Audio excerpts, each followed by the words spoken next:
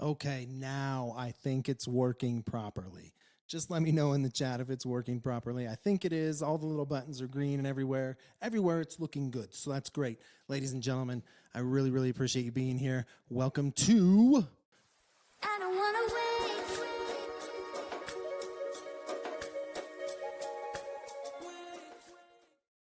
Let's go over our box office numbers. I get to read all these numbers again. I was almost all the way through them all when I realized I should probably check the audio.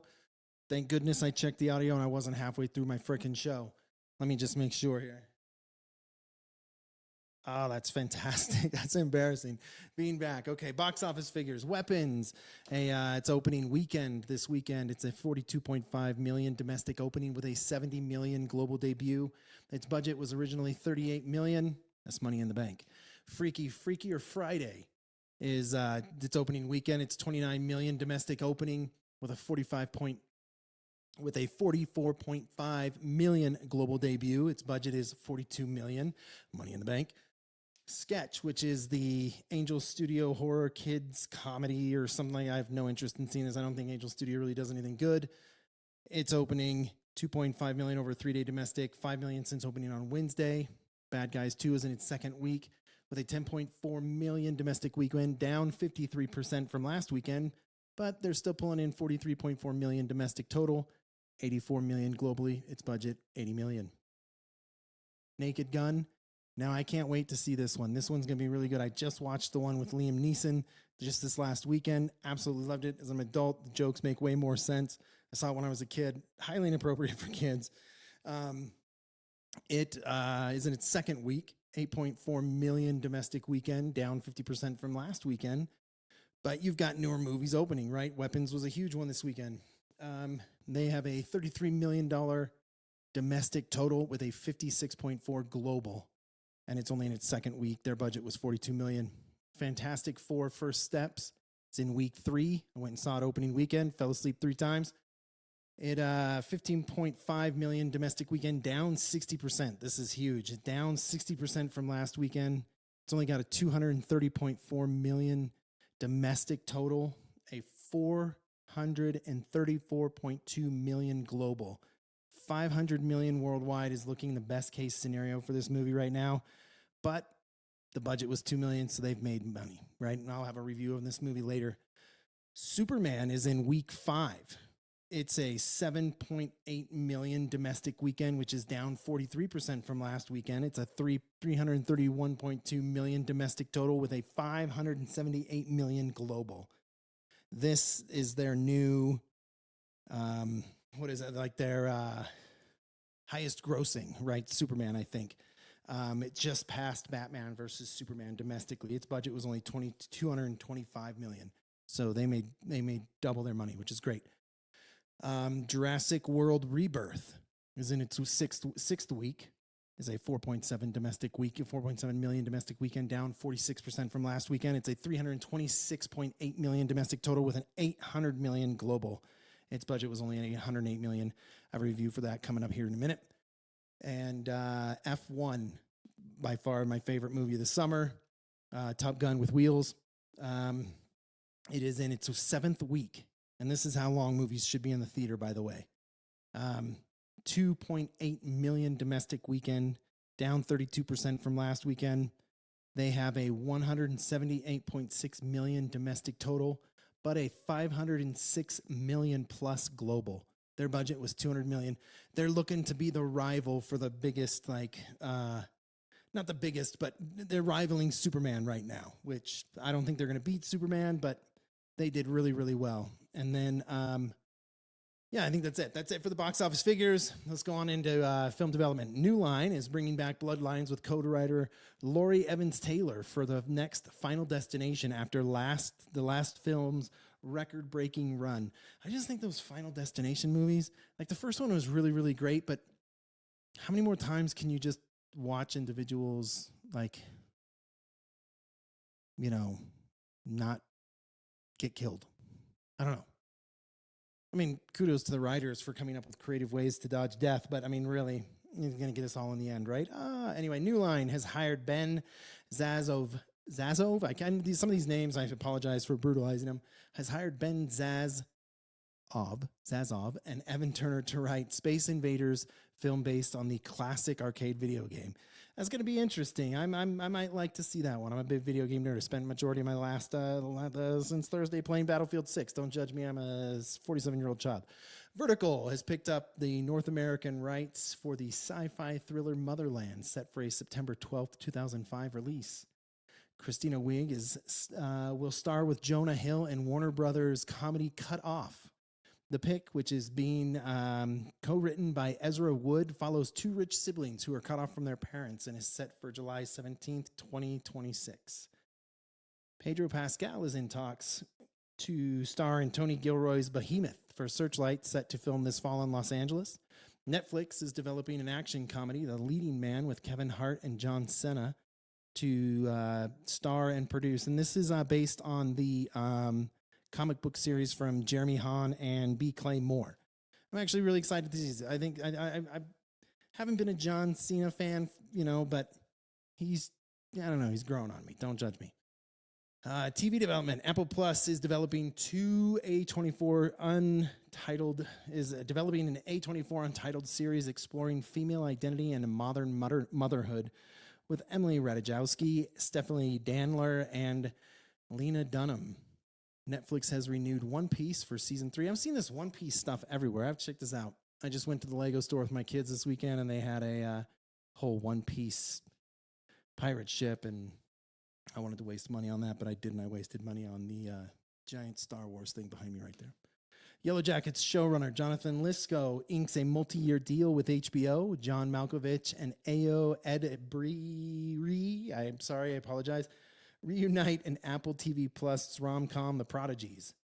Wednesday, season 2 debuts with 50 million views in 5 days, which is matching season 1. And this is from about a week ago, but I wanted to put it in here because it's one of my favorite shows. The Rookie's Nathan Fillion sat with showrunner Alexi Hawley and teased the show's upcoming season 8, and has the LAPD going to Prague, where John Nolan becomes, and I quote, "In the first episodes, we go to Prague, and John becomes James Bond." I love this show. There are some horribly written episodes and elements in the show, but I absolutely love it. Like, I remember they were doing a stakeout, and they had their audio equipment hooked up to this little thing, and they're adjusting all the knobs on it, trying to make it look like it's all technical. And it's a PodTrack P4 for podcasting. It has nothing to do with stakeouts and all that kind of stuff. It's actually quite amusing. I own one, which is why I was like, oh, that's really bad television. Anyway, business. David Ellison and Ari Emanuel. David Ellison's newly acquired Paramount has inked a $7.7 billion deal with Ari Emanuel. Now, Ari Emanuel, I got to just say this really quick. That man right there, Ari Gold, is based off of Ari Emanuel. He was an agent in Hollywood. Ari Gold.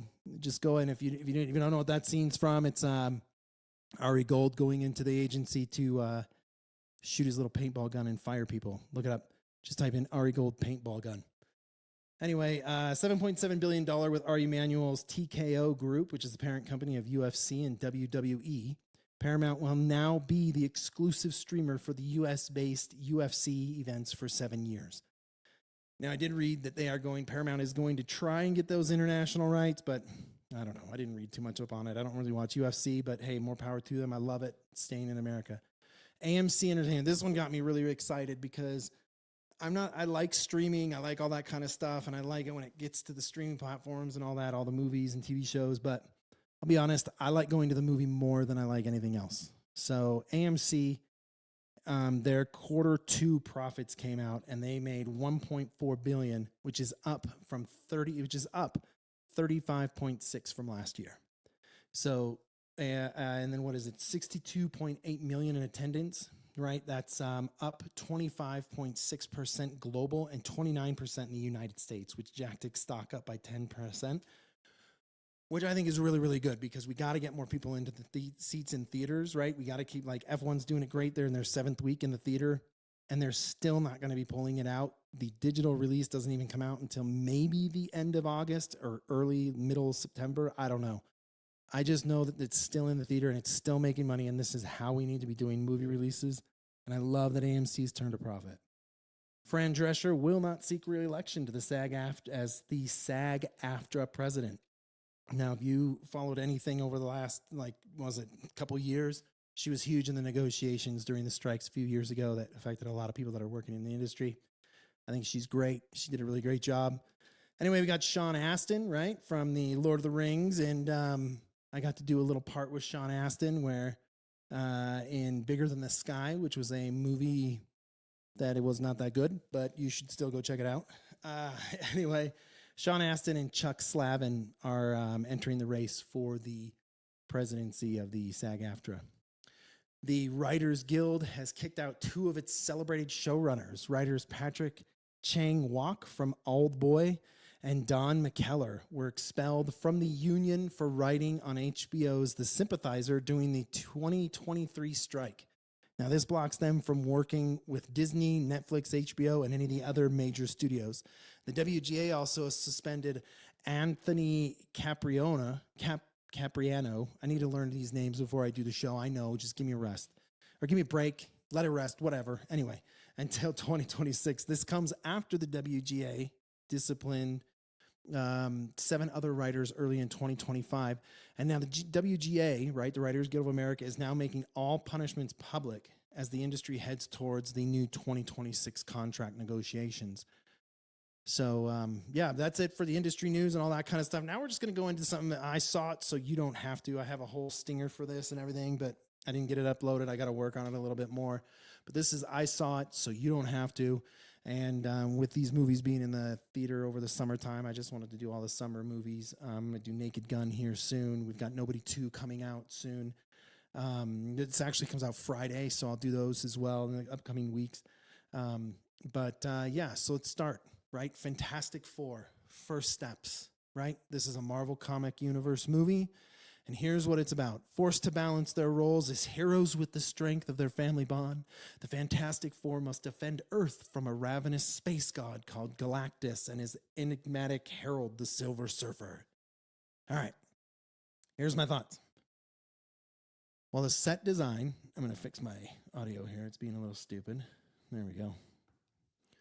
While the set design, the color palette, and the overall feel of the movie was absolutely beautiful. Like, I think if they don't win an Oscar or something for set design or something, I don't know. Anyway, it was absolutely beautiful. My cousin Bear, who we do a show together, he plays this game called Fallout 76. It's got that very old school feel to it. This movie had that as well. But I fell asleep 3 times. The movie was just a slog. It just did not... it just didn't keep my attention. It wasn't like a late night movie either. Like, I'm old and I went during I think I went at like 10:50 in the morning because I spent all day at the movie theater that day. It was an early movie, right? And I went and saw a movie right after this one and I didn't fall asleep at all. So anyway, it just wasn't a good movie, right? It was just slow. It slogged along. There wasn't a single point in the movie that I was captivated. And then the acting from Pedro, Vanessa, and Eben were amazing, right? But the rest of the cast, I was really bored whenever they were talking. There was no chemistry on the screen. at all between any of these actors, right? And I'm going to just ask, how many times do we have to see this, shot from up here, up above the head, looking down from the right, of her Sue Storm doing her whole struggling to keep her. I mean, how many times do we have to see that? Right? Like, it was just boring. It simply didn't hold my attention. And so my advice for Fantastic Four is wait till it comes out for rent, or better yet, wait for it to come out on HBO or any other streaming service you pay for. It's just not a good movie. It was absolutely boring. So the movie I saw right after that was Superman. So here's what it is, right? It's a DC universe movie. Superman must reconcile his alien Kryptonian heritage with his human upbringing as reporter Clark Kent, just like every other Superman movie. As the embodiment of truth, justice, and the human way, he soon finds himself in a world that views these as old-fashioned. Okay. Was there a political, right? Like, what was it? Was there a political motivation to this movie? Who cares? It was so much fun to watch, right? Like, I loved this movie. I went into this movie super, super skeptical because of I just got tired of these stupid rants by James Gunn, right? Like, was it Nathan Fillion's in the movie? Nathan Fillion was absolutely amazing in the movie as the Green Lantern. Like, I laughed every time he came on screen. He was the perfect person to play that character. When he was asked about some of these political things that James Gunn was saying, his answer was the best one. Some of you people just need to relax. It's just a movie. I was really, really pleasantly surprised because I've got DC, I've got Marvel Universe fatigue, right? Like, I don't want to see another stupid Superman movie. I don't want to see another Batman movie. I just don't. But this movie was really, really, really good. If you haven't gone to see it in theaters yet, you need to go do that. If you've seen it, then go see it again because I think it's that good. You can see it twice in the theater. I loved it. I thought the movie was funny. It was easy to follow. The direction and the CG were just absolutely great. The visuals were beautiful. The actors were funny.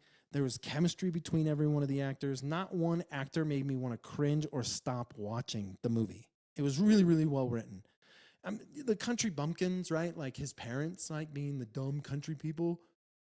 Okay, but James Gunn did a really, really good job writing them in the movie. It was really, really funny. I just think it was fun to watch. You need to go see it. It was funny. Every single actor in the movie, I believed that they were the characters. It was really, really good. This is definitely a James Gunn movie. This definitely falls in the humor and the line, the feel, everything that was the Guardians of the Galaxy. Anyway, those Star-Lord, Chris Pratt movies definitely falls in that. I highly recommend you go and see this movie in the theaters. All right, next we've got Jurassic World Rebirth. Here it is, right? This is a Jurassic World universe movie. This is Jurassic Park 10,000, right? You remember watching Back to the Future 2 when he was like, Jaws 3,000, rah! It's kind of like what Jurassic Park is doing now, right? Like they're just making dinosaur movie after dinosaur movie after dinosaur movie. I think they should just, pun intended, be extinct for a while. They're getting boring, but not this one. 5 years post Jurassic World domination, which set in 2022. An expedition braves isolated equatorial regions to extract DNA from 3 massive prehistoric creatures for a groundbreaking medical breakthrough. Okay. When they cast people to pretend, and they say, oh, they're special forces, and then they act absolutely stupid and they're the first ones to die, it's just bad writing. I'm just going to say that. Be prepared. That happens in the movie. But I loved... it was a love-hate thing, right? It was fun to see in the theater. Like, it really, really was. There were a ton of throwbacks, right? A couple spoilers, sorry, everybody. The banner in the beginning when they went into the museum, the incubators and all the setup from the beginning, the red flare at the end, which was pretty predictable. I mean, from what I remember, that's pretty much it. But those were the things that I was like, okay, they're doing some like love letter things to the original Jurassic Parks, which I really, really liked. I remember going to a $1.50 matinee movie to see. I saw Twisters first and Jurassic Park. in a matinee. It was awesome. But the movie was, this is where the love hate comes in. The movie was slow. Like, I fell asleep during this movie too, right? Like, it just, there were some cool looking dinosaurs, but the movie just is slow, right? There wasn't a single character I hoped for or engaged with, right? Right? There's this little fun play thing between the little girl and the little dinosaur that doesn't really go anywhere. That's okay.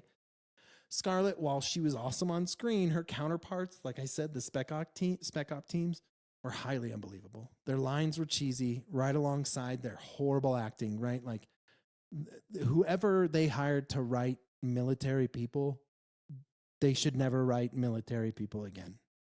It's that bad. It is a cheese. Like, I should have gotten some chips for some nachos. That's how cheesy it was. Just like that joke. And I know it takes place on this island where these dinosaurs mutated, apart from the ones we've seen before. But the new dinosaurs were super boring. They just were. I felt zero tension when I saw them. I didn't. The final dinosaur looks like it's got Down syndrome twice over, right? Like, I'm sorry, but it was not scary or suspenseful in any way. It looks like a retarded dinosaur. Like, that is legitimately it. It looks like Chunk from the Goonies if he was a dinosaur. So anyway, if that's what they were going for, they did great. Apart from Scarlett Johansson, Ollie, Rupert Friend, it was a pretty dull addition. But I will say I highly recommend you go and see it in the theater just for the throwbacks. And really, the Jurassic Park movies are really only good in the theater. So, all right. And then the next one, and this is the final one, F1. This is what I think is the best movie this summer, right? So here it is. It is and since they've all been in some sort of universe, I'm going to say this takes place in the Joseph Kosinski speedy vehicle universe. I don't know. A Formula One driver comes out of retirement to mentor and team up with a younger driver. That's legitimately what the movie is, right? This is basically Top Gun Maverick in F1 cars. And again, why wouldn't it be? Because John Kosinski directed both. Here's the thing, though. I love the story. It was great. I love Brad's character from the beginning, and I hated Damson Idris's character from the beginning, which is what they wanted, right? They obviously wrote it that way, but it was really, really good. And these two had a really good working dynamic. I actually don't think there could have been two other individuals in this movie. I actually don't think they could have picked two other individuals in this movie that were going to be any good, right? Like, these two were perfect. But it's a feel good, it's the young kid hates the mentor, but then eventually realizes the mentor's got a lot to offer, right? So it's your typical moment of growth that happens for the younger character played by Idris, and then when that happens, they become a team. It's great, right? The only cheesy part was the casino bar lounge scene, right? Which is the forced interaction, right? That mirrors that you wanted a team, here it is, from Top Gun on the beach, right? Top Gun Maverick. It was just poorly done in this movie, but it doesn't take away from the experience. The camera work, absolutely beautiful. I listened to an interview with the director. I don't remember where I listened to it at, but he talked about how COVID had hit and he had to go out and do a lot of this filming by himself. A lot of their B-roll shots and all that kind of stuff. But he had to develop a whole nother camera system again, right? Like, he worked, I think it was with Sony again, to work on a camera system. When you look at the preview and the car's facing this way and then it spins around and it's behind you or it's on Brad, that's actually how it happened. Like, it's not CG, that's the camera moving in the car. He had to develop something like that for Top Gun Maverick as well, and the way that they did it. I mean, I think he's a revolutionary director. I think he's fantastic. The movie's great, right? He puts you in the seat of the vehicle, it screams through the air in a way that makes you want to take the wheel for yourself and hope you don't crash into a wall. I love the movie, every aspect of it. My kid and I are going to go see it again this week. And this is how movies are supposed to be made, right? This is how they're supposed to be made. This is how they're supposed to engage you. You're supposed to enjoy them. The music's supposed to be good. The sound is supposed to be good. It's supposed to be loud. It's good, right? It's a good movie. Highly recommend you go see it. Anyway, so I have a new segment that I'm doing today. Yeah, excuse me. And it's called For Your Consideration. And what I'm going to do is I'm going to sit here and I'm going to read you a one sheet. And I'm hoping that someone from the industry will hear me read these one sheets and want to contact these writers, right? These are original stories, right? These are not Marvel Universe stories or anything like that. This is a one sheet I have the permission to use from the writer. So here it is for your consideration. The title is Only Happens in Ohio. It goes by Ohio. It's a feature film, comedy adventure. The log line is while a hypnotic song plays over the radio causes people to turn violent, a traveling salesman and a stranded dog must navigate their way home through an epic snowstorm, a blackout, and a crazed cult family determined to use them for procreation. The comps are at World's End.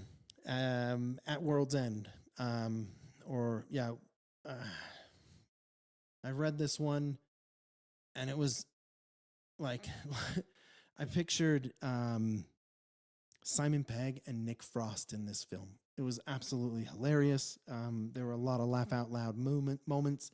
The setting is in a desolate rural Ohio, where a secret military operation and an isolated cult family hidden away in the woods prevent our hero from returning to his family during an epic snowstorm. Monroe is a struggling traveling salesman who misses his family. He's about to go home just in time for his kid's birthday when he is offered a gig in Ohio that will make up for some of his miserable sales. With an approaching snowstorm and the looming threat of losing his job, he disappoints his family and accepts the job. Attempting to beat the storm to Ohio, Monroe witnesses several communication towers explode. Tired and weary, Monroe nearly gets run off the road by military trucks and decides to hold up for the night in a small town, except all the power to the area is cut off. No cell service, no radio, no electricity. It is a statewide blackout. At an intersection, a wild and indecipherable song breaks through the static and everyone attacks each other. The mob tries to pull Monroe from his car, but he's able to speed away unaffected by the crazy music. Monroe is stopped by the police roadblock, and then the hypnotic song plays again over the radio. A group of hunters engage in a shootout with the troopers as Monroe is caught in the crossfire. He's able to escape with the help of the troopers and has two bloody, possibly dying passengers along for the ride.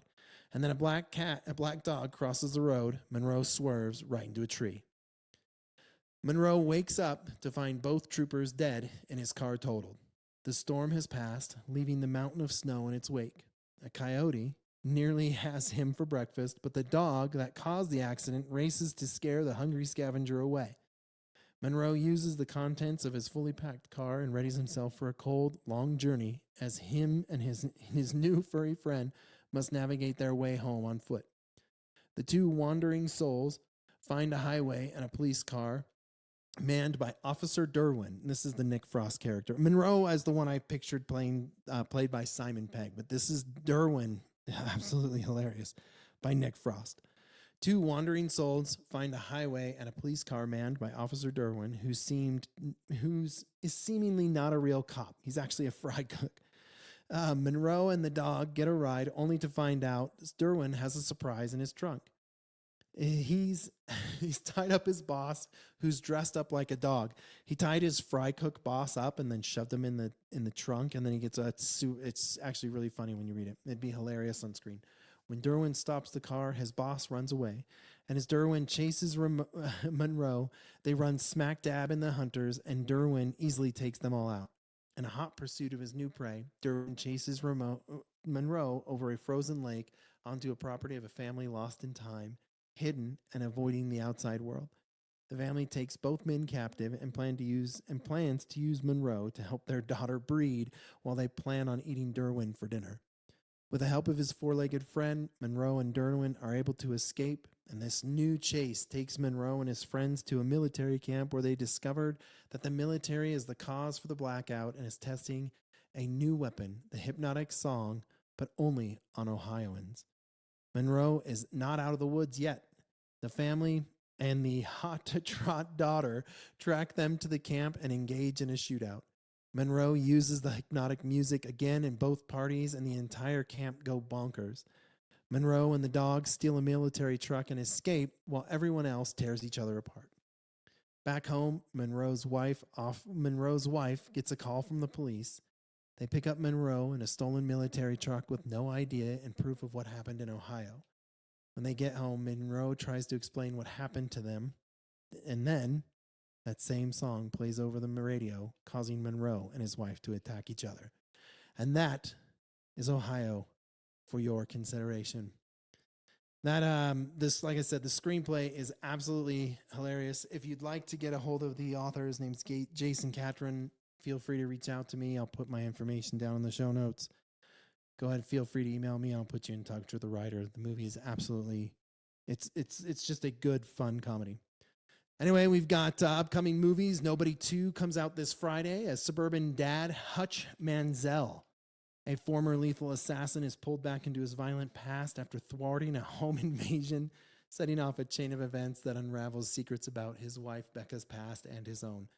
If you haven't seen Nobody, just the movie Nobody with Bob Odenkirk, go watch it, please. It is absolutely, it is an absolute joy to watch. It is so much fun. My 14-year-old and I just watched it, I think about 3 weeks ago again. Absolutely hilarious. Nobody 2 coming out this Friday. I cannot wait. And then what do we have for our trailers today? We've got The Smashing Machine with The Rock. This looks really, really good. This is a story of the mixed martial arts and UFC champion Mark Kerr. Let's check it out. Probably looking at my eyes. How did that happen? Well, have you ever heard of the Ultimate Fighting Championship, the UFC? That's the bloody thing they're trying to ban. This guy is the best he has ever seen. Do you hate each other when you fight? Absolutely not. How do you know Mark Kerr? Oh, we go way back, but he's a buddy of mine. Come on, baby. Too much? Never. Too much? No. Please welcome in his Octagon debut, Mark Kerr! Winning is the best feeling there is. It's 40,000 people, and they're cheering you on. There's no other high like it in the world. No contract, no money? No money. Do you have any stronger pain medication? Advil? Advil? Yeah. Don, would you like No. some? They're handing them out like candy. Let's all get in. Everybody get in. Hey, Don, can you take this picture for us? Yeah. What are you thinking at the beginning of the fight? It's simple. Am I going to hurt him before he hurts me? Yes, there were I'm sure This Grand Prix to crown the greatest fighter in the world. He has come back from the brink. Let's see if he can pull out a victory over Mark Coleman. Have you spoken to either about fighting such a good friend for a life-changing amount of money? I faced it all. I just need you to let me in. I took the bull. Always about you. Only about fighting you. Let's fucking go.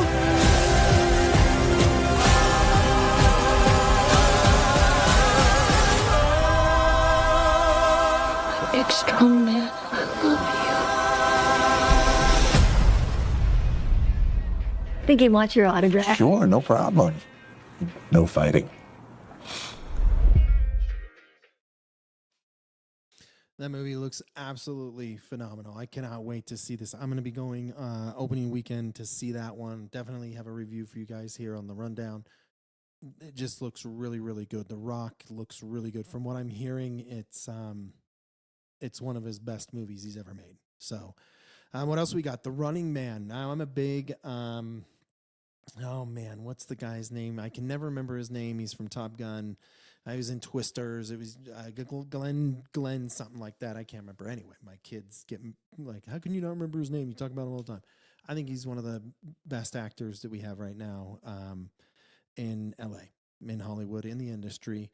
I cannot wait to see The Running Man. Comes out November 7th. A man joins a game show where contestants are allowed to go anywhere in the world pursued by hunters, hired to kill them. Now, this is actually what the book was like, right? Not that crappy Arnold Schwarzenegger movie, right? Like I got one of those. What are those? Hasta la vista, baby. Yeah, that's what I want to do to that stupid movie that he was in before. This one looks really, really, really good. Stop filming me!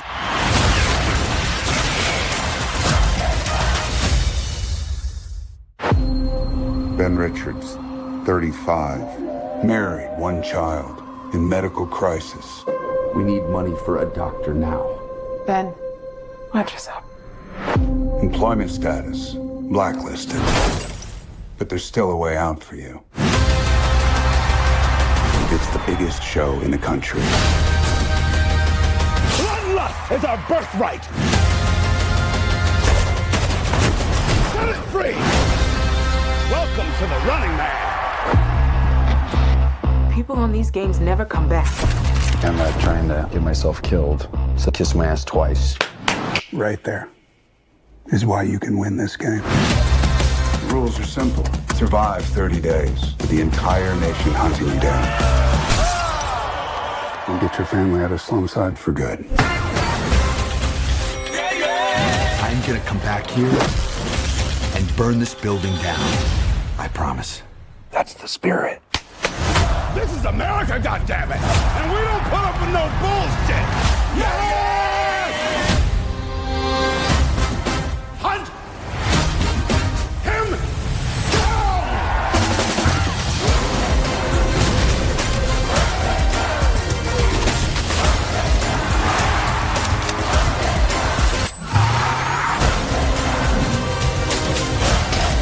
Stop filming me!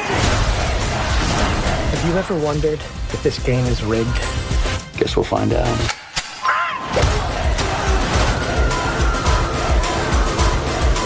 You might be moving up too fast. Hey, buddy. You're on Freebie.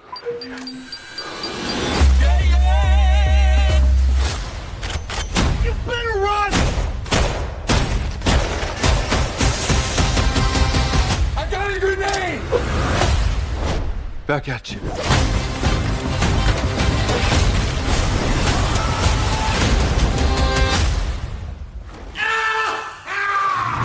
I'm still here, you shit eaters.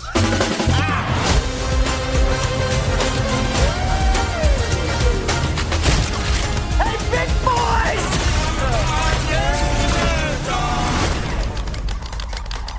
Are you crazy?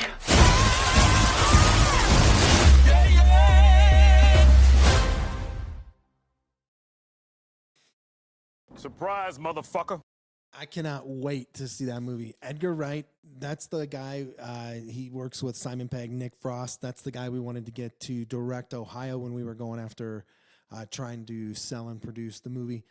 I cannot wait to see that movie. It looks so damn good. It's just Glenn Powell, that's his name, I think is one of the best actors we have in Hollywood right now. He's just got such a really good screen presence. The film looks amazing. Can't wait to see it. November 7th. Anyway, that's it for the rundown. Head over to the dailies, the industry, Deadline, and the Town podcast with Matt Bellany for all your media news. And we will see you next time. I don't wanna win.